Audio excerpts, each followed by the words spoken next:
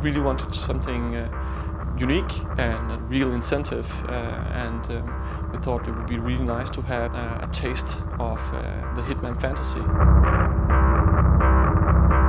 Basically, we were discussing a lot how to make an interesting pre-order incentive for Absolution.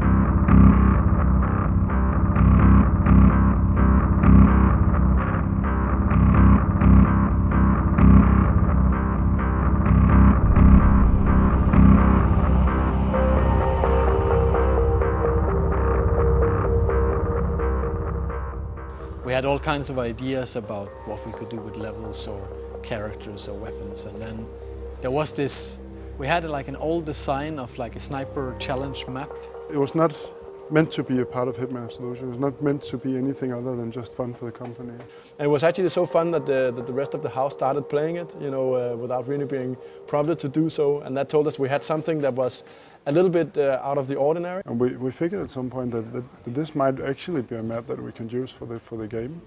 We knew that the fun factor was quite high, so we just needed to look into how do we implement this into being in the Hitman fantasy.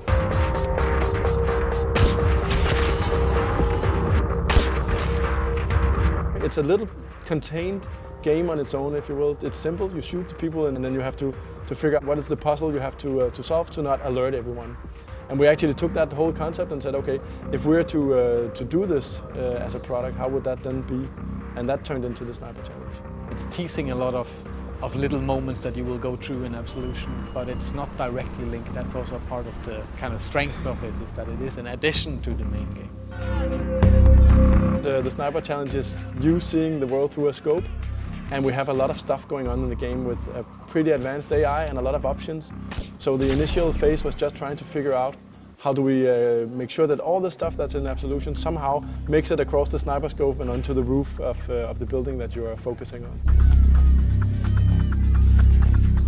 That's your main target. On the Sniper Challenge, we wanted to create a skyscraper where a weapons dealer was hosting his annual release party for his shareholders. And Agent 47 has the task to actually go in and take this weapons dealer out. And to do this, we had to create a gameplay field where the player could explore different possibilities of fanciful kills and not getting discovered at the same time. We really wanted to give the player to stay in the fantasy that they remember from Hitman Bloodline. We need to be in the atmosphere of this classy hit, classy target that Hitman needs to take down. There is the sense that whatever you do, it will kind of affect, it will kind of ripple out into the whole map. And you have to kind of think twice before making your move. One of the moments I like best in the Sniper Challenge is actually something that came in fairly late, which is the elevator challenge we did, where you can distract the guard and then shoot a fuse box. And then if you're fast, you shoot him into the elevator shaft and then the elevator doors close. And I think it's a beautiful way with game mechanics to sum up the kind of the refinery of being a really, really cool assassin.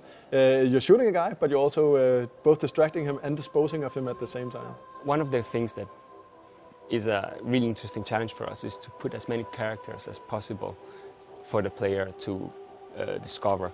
And it's not just the main cast. We have this ninja that kind of looks like he's about to commit suicide, and you're kind of like helping him a bit in the way.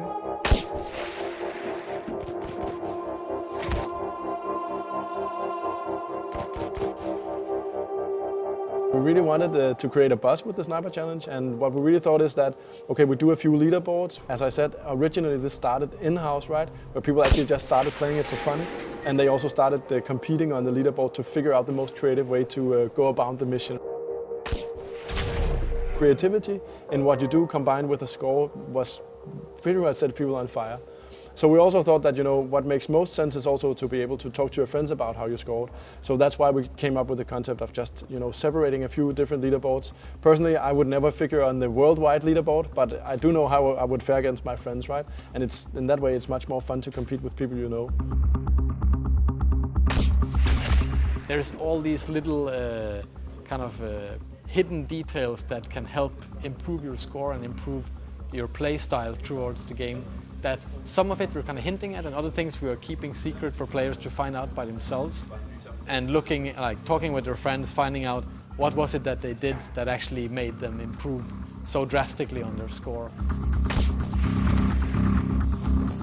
Gameplay-wise, we really wanted to make it so that when you play the game and as you improve your skills and you unlock stuff in the Sniper Challenge, that it actually unlocks in Absolution as well. So we wanted to create that tie-in to make them feel that they are connected, even if the Sniper Challenge is mainly about sniping and Absolution is about everything else Hitman, if you will.